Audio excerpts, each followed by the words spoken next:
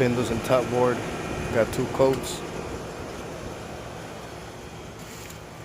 Just gotta wait for the paint to dry. Let it cure for 24 hours. We'll come back tomorrow, put the second coat on the deck boards and the gate and the steps we built.